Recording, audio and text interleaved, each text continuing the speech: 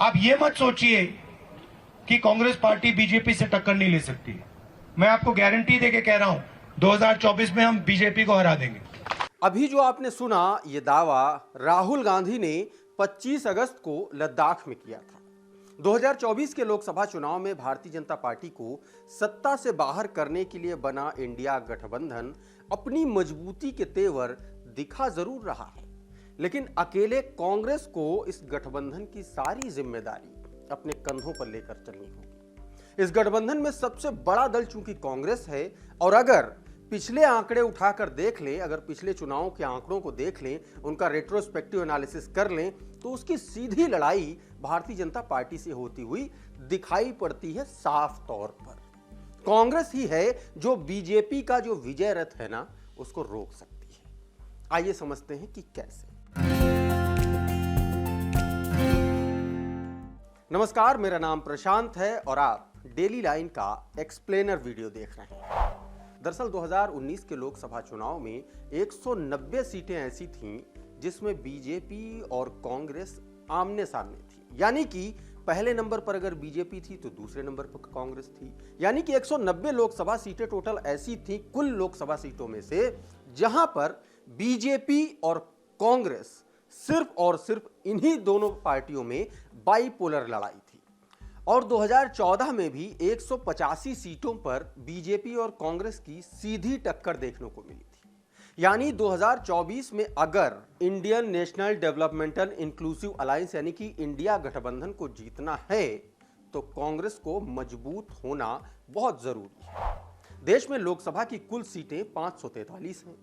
2019 के लोकसभा चुनाव में बीजेपी और कांग्रेस के बीच 190 सीटों पर सीधी टक्कर हुई थी। इनमें से 176 सीटें बीजेपी ने जीती थी, जबकि कांग्रेस 14 सीटों पर ही सिमट गई थी। लेकिन यह एक बहुत बड़ा सच है कि जो 190 सीटें थीं, उन पर मुकाबला तो बाइपोलर था, चाहे कांग्रेस भले ही 14 सीटें जीती हो। 2019 में जिन सीटों पर बीजेपी और कांग्रेस का सीधा मुकाबला था, उनमें से 134 सीटें ऐसी थीं जहां पर क्षेत्रीय पार्टियों का दखल लगभग ना के बराबर था। यानी कि 134 सीटें वो ऐसी थीं जहां पर क्षेत्रीय दलों ने लगभग चुनाव नहीं लड़ा था, और अगर लड़ा था तो उसका कोई मतलब नहीं था। मतलब यह कि कांग्रेस को इन सीटों पर अपना पूरा दम लगा देना होगा। 2014 में भी ठीक इसी तरह की स्थिति बनी थी। बीजेपी और कांग्रेस के बीच 185 सीटों पर सीधी टक्कर हुई थी, जिसमें से बीजेपी ने 162 और कांग्रेस ने 23 सीटों पर जीत हासिल की थी। ये 190 सीटें मध्य प्रदेश, राजस्थान, गुजरात, कर्नाटक, छत्तीसगढ़, असम, उत्तराखंड, हिमाचल प्रदेश, अरुणाचल प्रदेश और चंडीगढ़ की हैं। इसमें गोवा की भी सीटें हैं। यानी इन सीटों पर कांग्रेस के मजबूत होने पर ही बीजेपी को हराया जा सकता है। यहां पर कांग्रेस को छोड़कर इंडिया गठबंधन के 27 दलों में से किसी का भी बहुत ज्यादा प्रभाव नहीं है।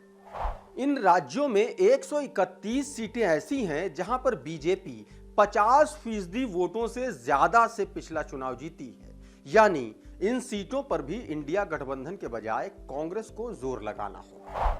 2024 जीतने के लिए कांग्रेस को कम से कम 188 सीटों पर अपना जीत का स्ट्राइक रेट 70% तक सुधारना होगा, और तब जाकर बात बनेगी। क्योंकि 2019 के लोकसभा चुनाव में बीजेपी का जो जीत का स्ट्राइक रेट था वो 92% था, तब कांग्रेस का स्ट्राइक रेट लगभग ना के बराबर था। यानी कांग्रेस को बीजेपी से कई सारी सीटें छीननी होंगी, और इन सीटों पर इंडिया में शामिल कोई दूसरी पार्टी उसकी मदद भी नहीं कर पाएगी। यानी सब कुछ कांग्रेस को ही करना पड़ेगा। पूरा इतिहास उठाकर देखें, पूरा एनालिसिस अगर देखें, तो कांग्रेस ही एक ऐसी पार्टी है जो बीजेपी को कमजोर कर सकती है राष्ट्रीय फलक पर। लेकिन उसके साथ भी एक दिक्कत है, वो ये कि पिछले 3 दशकों से कांग्रेस 30% वोट शेयर तक हासिल नहीं कर पाई है। साल 1991 के लोकसभा चुनाव को छोड़ दें तो उसके बाद कांग्रेस कभी भी 30% वोट शेयर हासिल नहीं कर पाई है। 1991 के लोकसभा चुनाव में कांग्रेस को 36% वोट मिले थे। इस चुनाव में बीजेपी को 20% वोट मिला था। दरअसल यह पहली बार था जब कांग्रेस और जनता पार्टी के बाद बीजेपी को लोकसभा चुनाव में 20% वोट मिले। कांग्रेस या इंडिया गठबंधन की मुख्य लड़ाई एनडीए से नहीं बल्कि सिर्फ बीजेपी से ही है। ऐसा क्यों कह रहे हैं, आइए इसको भी समझ लें। दरअसल बीजेपी के नेतृत्व वाले एनडीए गठबंधन में 38 पार्टियां हैं। इनके 329 सांसद हैं। अकेले बीजेपी के 301 सांसद हैं। एनडीए की 37 में से 9 पार्टियों ने 2019 के लोकसभा चुनाव में कोई कैंडिडेट ही नहीं खड़ा किया था। वहीं 16 पार्टियों ने कैंडिडेट तो खड़े किए, लेकिन एक भी सीट वो जीत नहीं सके। बाकी 7 पार्टियों ने एक-एक सीट जीती। अब 2019 के लोकसभा चुनाव में यही देख लें तो बीजेपी का अकेला वोट शेयर 38% का था, वहीं 37 पार्टियों का 7% था, यानी एनडीए का कुल वोट शेयर लगभग 45% था। इससे साफ है कि विपक्ष का जो सबसे बड़ा सिरदर्द है वो बीजेपी ही है। तो कुल मिलाकर सार यही है कि चुनाव जीतने और अगली सरकार बनाने तक का सारा मुकाबला भाजपा वर्सेस कांग्रेस का ही है। अब इंडिया गठबंधन में जो मुश्किल वाले राज्य हैं, वहां पर भी गेंद कांग्रेस के ही पाले में है। यहां पर भी कांग्रेस को ही तय करना है कि वो इन राज्यों में सीटें लेने पर जोर देगी या उन्हें दूसरी पार्टियों के लिए छोड़ देगी। दोनों स्थितियों में ये गठजोड़ कामयाब होगा या नहीं, ये कांग्रेस की रणनीति और रवैये पर निर्भर करेगा। तो एक्सप्लेनर के इस वीडियो में फिलहाल इतना ही, लेकिन ऐसे ही और वीडियो देखने के लिए आप सब्सक्राइब कर लीजिए डेली लाइन, और अगर ये वीडियो आप हमारे पेज पर देख रहे हैं तो हमारे पेज को फॉलो भी कर लीजिए। बहुत बहुत धन्यवाद।